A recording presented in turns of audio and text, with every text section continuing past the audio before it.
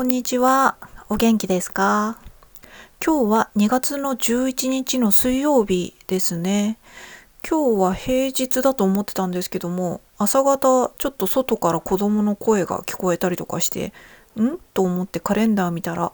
今日は建国記念日だったみたいですね。祝日でお休みの日なんですね。まあ今日は全国的にね、天気も穏やかで、休日日和なんじゃないかなって思いますね。寒さもちょっと緩んできましたしね。もう本当に寒いのはもういいよって、最近独り言言ってたところなので、早く暖かくなんないかなっていう感じですね。さっきね、お昼過ぎくらいにコーヒー入れて飲んでたんですけれども、コーヒー入れてる途中にね、なんかピンポーンって音が鳴って、あれなんか宅配が届いたな、なんか頼んだっけなと思って、玄関に出たら、あの、あれですね、Wi-Fi、新しく最近契約したんで、Wi-Fi が届いたんですよね。あの、なんだろ最近、ソフトバンクエアをね、私はずっと使ってたんですけども、そろそろ乗り換えしようと思ってたんですね。もうちょっとプランが安い他の Wi-Fi どっか乗り換えたいなと思ってて、去年の夏ぐらいにいろいろなんやかんやあれこれ、ネットで調べてた結果、楽天の楽天ターボっていうのかな、楽天の Wi-Fi にしようって決めたんですよ。私結構いろんなものを楽天使ってて、楽天カードとかね、あとは楽天モバイルですね。携帯も楽天とかなんで、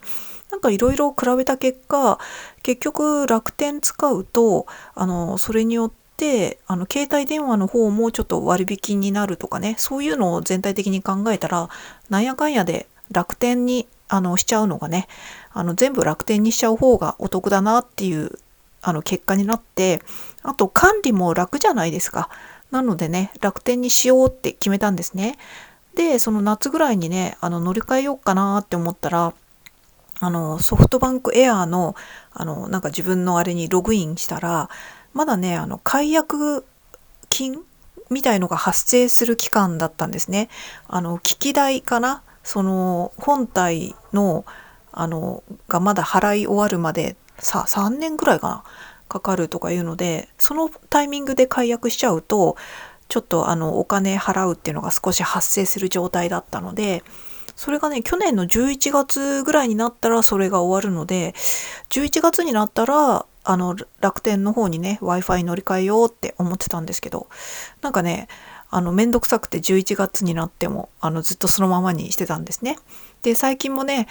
やんなきゃだけどめんどくさいしな、なんかなんやかんや言ってまた半年とかさらに経っちゃいそうだななんて思ってたんですよ。そしたらね、ある日ね、ちょっとね Wi-Fi の調子が悪くなって、あれと思って、インターネットつながらんとか思って、どうしたどうしたとか思って、まあいろいろね、コンセント入れ直したりとかいろいろして、なんかいろいろした結果、またつながるようになって、よかったよかったと思って、ほっとしたんですけれども、なんかまたこんなことがあったらたまったもんじゃねえと思って、もうこれを機会にもともと乗り換えしようと思ってたんで、新しい Wi-Fi ちょっともう乗り換えようと思って、もうね、乗り換え先は決まってるんで、楽天ってね。で、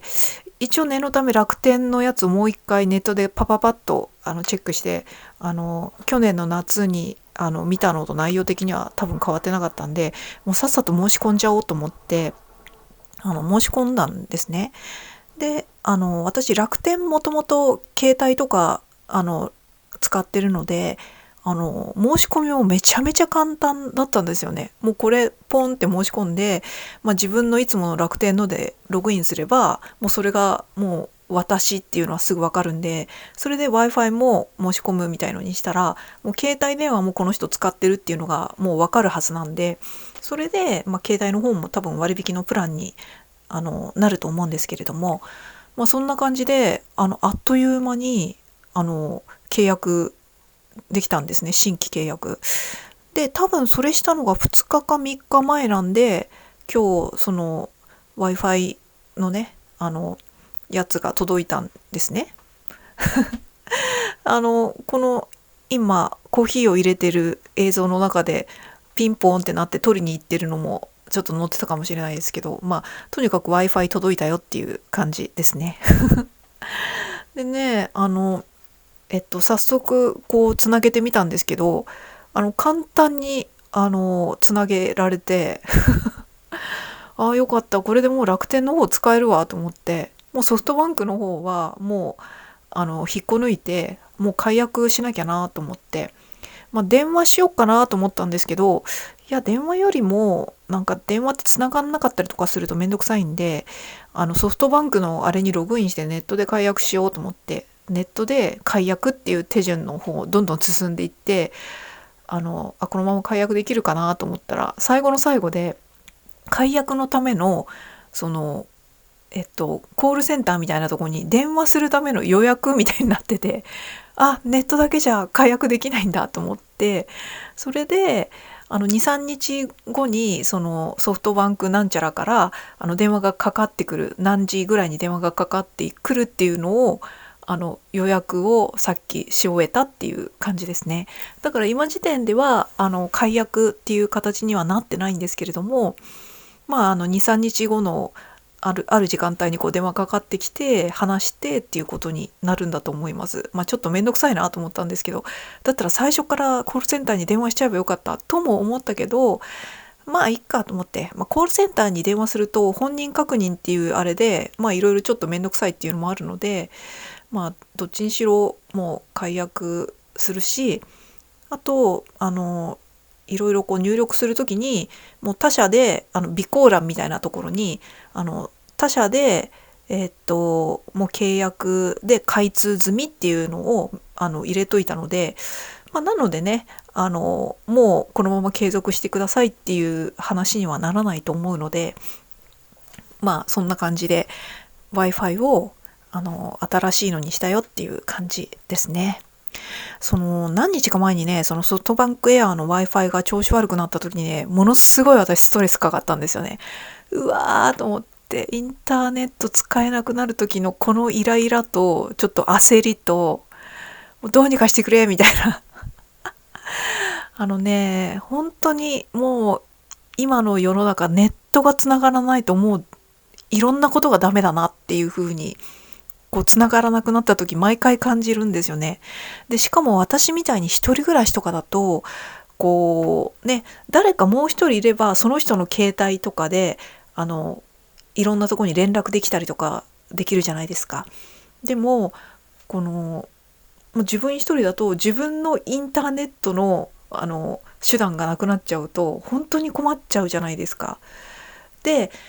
私はそういうのもあって携帯電話と Wi-Fi っていうのはもう必ずこう一緒にしないというかね、携帯1個持ってるからそのデザリングでインターネットいろいろ使えるじゃんっていう、その方がお得になるじゃんっていう人もいるかもしれないんですけど、絶対この2つはこのインターネットをつなげる方法は持ってないとこうちょっと良くないなというかっていうのは一人暮らしの場合はそう思ってて、使い勝手もその方がいいですしね、そういう感じでこうネットがつながらなくなると本当にこうストレスもストレスっていう感じだなっていうふうには思ってましたね。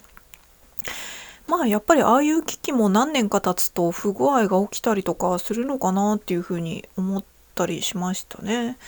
そのアクセサリー部分のところがもしかしたらなんかもう弱くなってきたのかもしれないし、とにかくね新しい Wi-Fi に乗り換えられたので良かったなっていう感じです。まだ最後のねソフトバンクとの電話が残ってますけど、そんなこんなを今日はしてました。そうだな、最近ここ数日のことっていうとね、もうこれだなっていうのがあるんですけど、私ねいよいよホテリがねそこそこやってきましたね。ホテリっていうのは更年期、私今48歳でございますが、その更年期の今期間なんですよ。生理とかがねこうなんていうかこう毎月じゃなくてちょっとこ日が空くようになったりとか不定期になったりとかして、生理がだんだん終わりに近づいてる感とかがあるんですよね。だから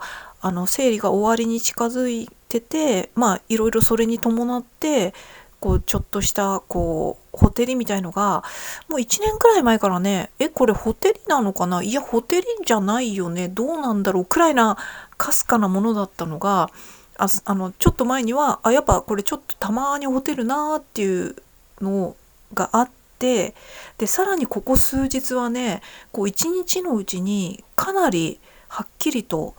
しかも何回もほてりっていうのを感じるようになったんですよね。で私おととい昨日かおとといからいわゆるほてりを感じた時間帯をちっちゃいメモ帳にパパッと書いて観察するようになりました。ちょうどその頃からほてりがね一日のうちに何回も起きるようになったので、そしたらね、だいたい今現在ほてりが一日の中で起きるのは5、6回ですね。そうそう。でその5、6回の中でこれはもう本当にかすかにほてってるなぐらいの小さいほてりも一応数えて5、6回なんですけども、だから3回ぐらいはもうおでこにじんわり汗かいて、ちょっとハンカチでおでこを押さえて汗を拭うくらいのね、汗が滴り落ちるほどじゃないんですけど、ちょっと汗ばんで手でおでこを触るとちょっと濡れちゃうなっていうくらいの汗ばみが出るくらいのほてりなんですよね。でかすかなほてりの時はもう本当にちょこっとなんですけれども、それがねとにかく1日5回ぐらい起こるっていうのが最近はここ4、5日ぐらい前からかなっていうのがだんだん起こってきて、で私いよいよ普通に日常的にほてるようになってきたんだなっていうのを実感しましたね。でそういうふうにね、ちょっとほてりが起こってる感じを簡単にメモしていってちょっと様子を見てみようかなって思います。で体調的にね、特に体調が悪いとかね、ほてって辛いとかね、そういうレベルじゃ全然ないんですよ。ちょっと暑いなみたいな、ほてっちゃって暑いなとかね、それくらいなんで特に辛いっていうレベルではないですね。ちょ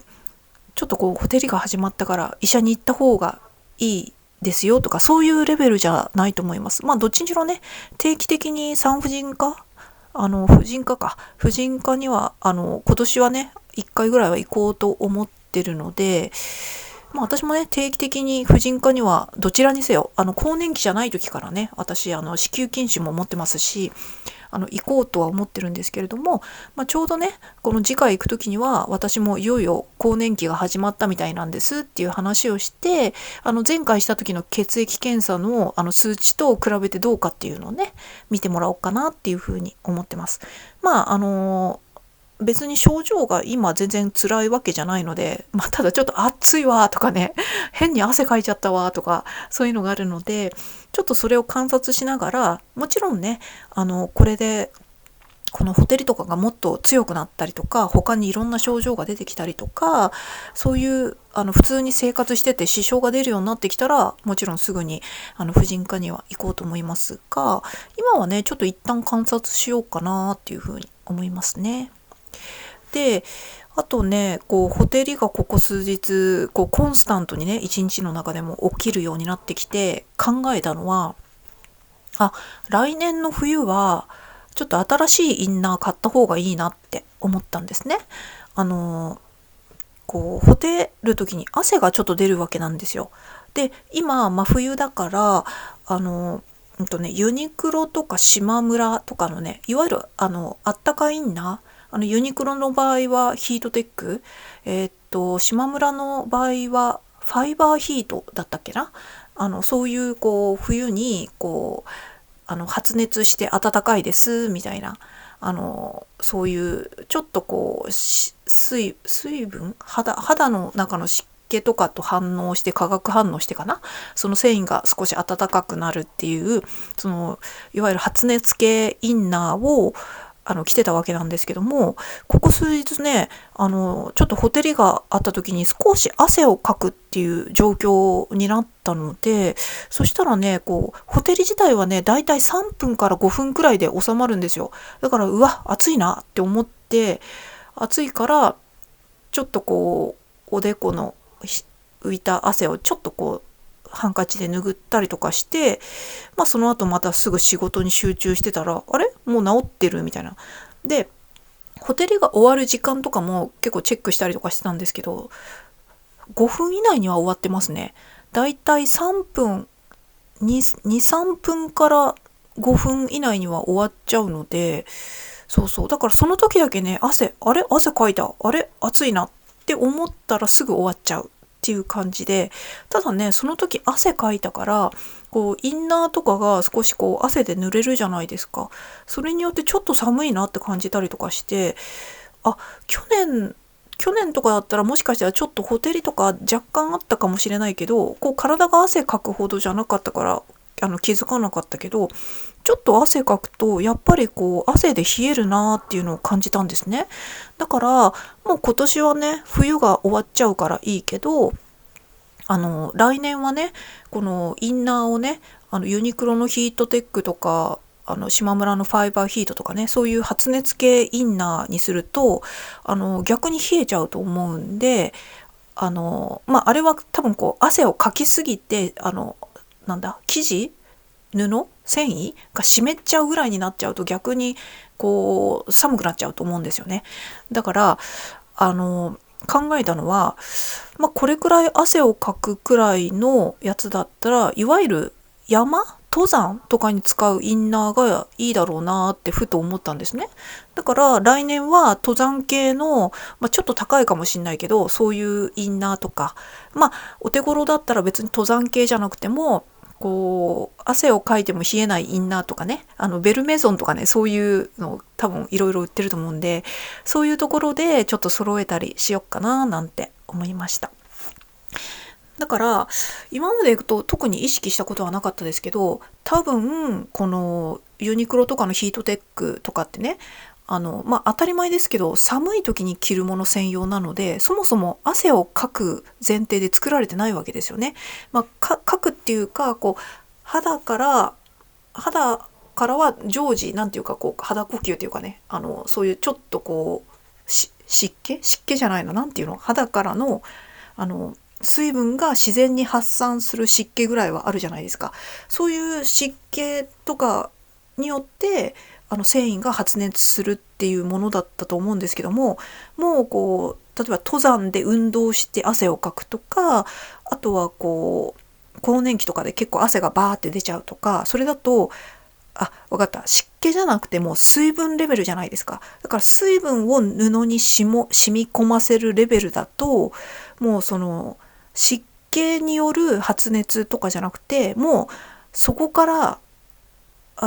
水がもう水として含まれて、それが熱で蒸発して蒸れみたいのになるので、逆に夏とかでは気化熱とかで体温下げるって言いますけど、もうそういうフェーズになっちゃうと思うんですね。だから逆に冷えちゃうみたいなね。だからこの更年期世代特に汗をかいちゃうくらいのほてりがある方は山インナーがいいんじゃないかなって私は勝手に思ったよっていう話ですね。だから来年はもうアウトドア系のインナー、登山とかした時にあったかくて汗をかいても冷えないっていう系のインナーを用意しようかなっていうふうになんとなく思ったよっていう話ですね。で、私もね、この1日5、6回ほてりが起きるっていう現象が始まってから多分まだ1週間経つか経たないかぐらいなので、前からちょこちょこほてりはあったけど、ほてりが結構コンスタントに1日の中で起きてきたなっていうのをここ1週間くらいで感じたので、さてこれがどうなっていくのかっていうのをね、ちょっとほてった時のメモをつけつつ観察してっていう風にしようかなって思います。で、私もね、そんなにネガティブには考えてなくて、体がね、更年期という期間を迎えて、もう生理が終わりかかってるっていうのはもう分かってることなので、それに応じて体がこうやって変化してるんだなっていうのをはーんっていうか、こうなんて言うんだろう、実体験してるっていうね、ちょっとした興味というか好奇心はありますね。こうほてってるのはめんどいとかそういうのはありますけど、うん、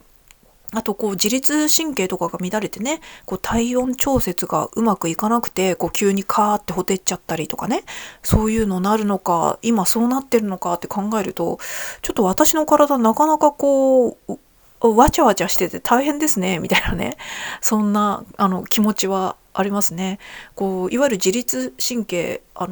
私の意思ではなく、こう自律して勝手にいろいろやってくれる神経が、こうなんだろう、こう意識しなくても心臓をこうドクドクドクドクこう心臓を動かしてくれたりとか、こう体がこう体温上がりすぎたら汗を出してこう体を冷やしたりとか、いろいろね、そういう、あとはこう食べ物食べたりとかしたら胃とかでこう消化吸収したりとか、そういうね、自分の意思ではなく動いてくれる、自立して動いてくれる部分がちょっといろんなこう不具合、バグが起こって、ちょっと体全体がこう更新している変化の時期なので、それに応じてちょっと今までとは違うバグが起こって、あれあれみたいな、あれなんかみたいなで、ここでちょっと体温調節とかがちょっとうまくいかなかったりとか、急にこうほてり出しちゃったりとか、そんな風に体の中でわちゃわちゃしてるのかなと思ったら、なんかこうなんかね、こう例えばこう自分のこう感覚的に、こう痛覚的に痛いとか気持ち悪いとか苦しいとか、そういうこう辛いものがなくても、体の中身は今ちょっとわちゃわちゃしてるので、ちょっと自分にね、のんびりさせてあげてもいいんじゃないかなっていう。なんだろう、私結構何でも免罪符に考えちゃうところ、どうなんだろう、良くないのかな。なんかのんびりしてもいいんじゃないかなっていう風に思ったりとかしましたね。あとこう脳の方もね、いろいろ指令出してるのに体がそうなんなくて、あれあれみたいなね、混乱みたいなの起こったりとかすると思うので、ある意味こうちょっとうっかりさんになっちゃったりとか、こういろいろこうなんていうの、冷静な判断というか、こう素晴らしいこう脳のパフォーマンス、頭で考えるパフォーマンスがいつもよりも 100% 出ないとかね、80% ぐらいになってしまってるとかね、2割ぐらいちょっと落ちてしまってるとかね、それでもしょうがないじゃんみたいな。あとそのやる気みたいのも、体が他の部分でわちゃわちゃしてこうエネルギー取られちゃってるっていう風に考えたら、やる気とかもね、ちょっとのほほんとしてても、逆にそれがこの移行期間、この更年期というね、こう体がこうどんどん更新して次の段階になっていく、その状態で、そんなねガツガツ頑張んなくったっていいじゃないみたいな。お金稼げてないけど貯金ちょっと切り崩しになっちゃうけど、それはそれでいいじゃないみたいな。ちょっとそんな気分が生まれたりとかしましたね。うん。そんなことを思ったりとかしておりました。ここ最近ね。あとなんだろう、一昨日と先一昨日かな、私ジャイアントコーンを2日連続食べたんですよ。いきなり話変わるんですけど、ちょっと前の動画でもジャイアントコーン食べたっていう話をしてたと思うんですけど、その後ね、やっぱりまたジャイアントコーン食べたいなって思って、スーパーに行ったんですよね。スーパーに行ったんですよねっていうか、いつも通りスーパーに行った時に、今日はジャイアントコーンちょっと買っちゃおうかなと思って、ジャイアントコーンを買ったんですね。で、そして家に帰って食べたら、買う時にちょっと気になってたのが、少しそのアイスの表面にこう氷がついてたんですよね。だから氷とか霜とかがやたらついてるアイスとかって、私なるべくこう選ばないようにはしてるんですけども、っていうのもそれがついてるっていうことは、一回少しだけ溶けて、またそれがこう強い冷気で凍ったっていう証拠じゃないですか。だから大気中の水分がこうアイスの冷たさと大気中のあれでその差で水になってそれがまとわりついて、でそれが結局またすごくきちんと冷えた時に一緒に固まって氷になってくっついてるってことなので、中がしけっちゃってることが多いですよね。あとはしけっちゃってるような内容のアイスじゃなくても、やっぱりね、一回ちょっとこう溶けかけたのがまた固まるっていうと、こう滑らかさとかね、いろいろそういう味とか100% ではないんじゃないかなっていうのがあって、なるべくだったらそういう霜とか氷とかがついてないのを選ぶんですけど、選択肢がなかったんでね、ちょっと氷ついてるけど、なるべくついてないのを選んでみたいな買って、家に買って帰ったら食べた時に、やっぱりちょっと味が落ちるなって残念だったんですよ。ジャイアントコーンの一番ベーシックな赤いやつを買って帰ってきたんですけども、ナッツとかが上に乗ってるやつね。で、それを食べた時に、この周りのコーンの部分が少ししけってたんですよね。それがすごく残念で、やっぱりジャイアントコーンの、私にとって美味しさのポイントっていうのは、表面の乗ってるチョコレートのパリパリ感と、この私の好きなナッツのその組み合わせ、そのチョコのパリっていう部分と、あとはそこが終わって下の方に行ってもジャイアントコーンのコーン部分がしっかりパリッとしたコーンで、そのコーンの内側にこう薄くチョコレートコーティングがこうなってる、その組み合わせのパリパリも好きなんですよね。だからコーンが湿っちゃってると全然その食感とかね、この味わいとかがね変わってきちゃうので、と思って、これはコンビニまで行って、コンビニでわざわざコンビニにもう一回寄って買えばよかったっていう風に残念でしたね。だからジ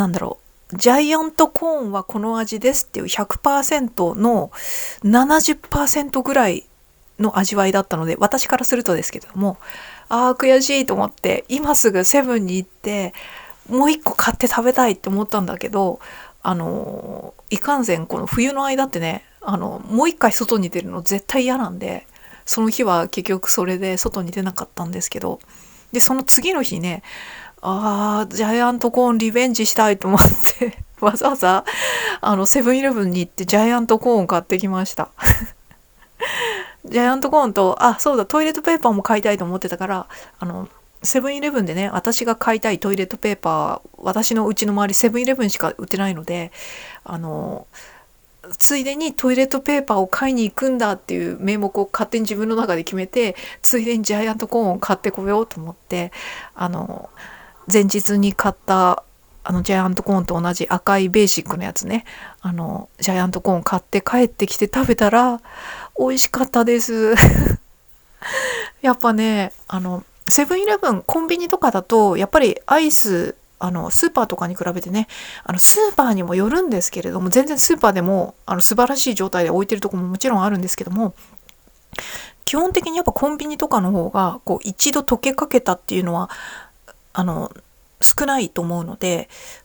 だからね、ジャイアントコーン食べたらちゃんとこうコーンがねパリパリになってて美味しかったです。あとさっき言い忘れたんだけど、この表面のパリパリと、あと食べ終わりの最後の一番下のコーンのとこ、 CM とかでも言ってるけどチョコだまりとか言ってるじゃないですか。そこの部分も結局コーンがパリパリしてないと美味しさが半減しちゃって全然美味しくないんですよ。なので最後のチョコだまりの部分もコーンがパリパリしてて美味しかったですね。だから今ジャイアントコーンってだいたい180円とか、コンビニで買うと税込みで210何円とかかなとかすると思うんですけれども、セブンイレブンで買ったジャイアントコーンだったら210何円とか払ってもいいレベルだったんですけれども、スーパーで買ったジャイアントコーンは内容的には私的には70円くらいで買わないとちょっとこうコストパフォーマンス的には許せない内容でしたねそんなことをね思ったりして、2日連続でジャイアントコーンを食べたりとかしてました。今アイスが溶けかけとかそういう美味しくないとかそういう話で今なんとなくこう思ったんですけど、お家とかでもね、あとは真夏とかでもアイス買ってきてすぐ冷凍庫に入れると思うんですけども、それで若干溶けちゃうのはしょうがないと思うんですけども、もしこうなんだろう、こう一回アイス食べようとか思ってこう外に出して食べようと思ったら、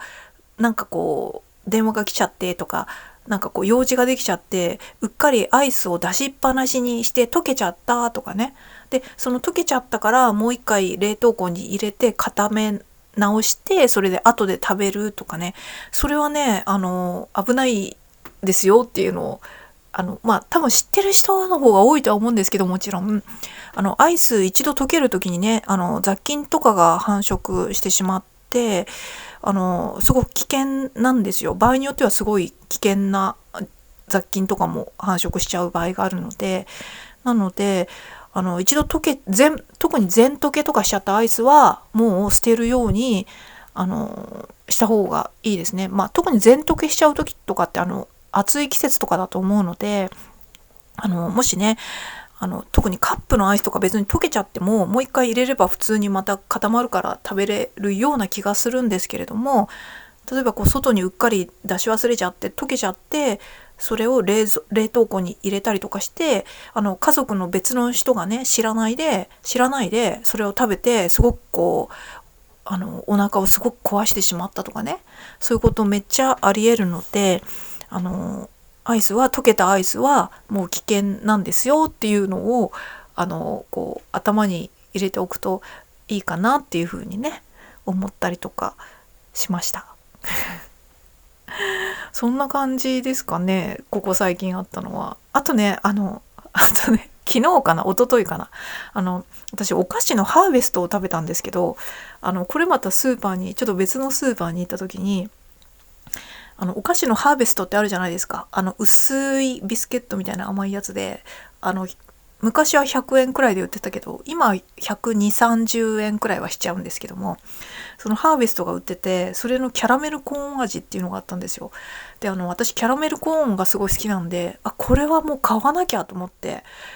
もうこれはもうマストバイというかね、絶対買わなきゃと思ってすぐパッとこう掴んで買って帰って、で家ですぐ食べたんですけど、ハーベストのサイズがねあまりにもちっちゃくなってたことにすごくびっくりしましたね。ハーベストって中で小分けになってて、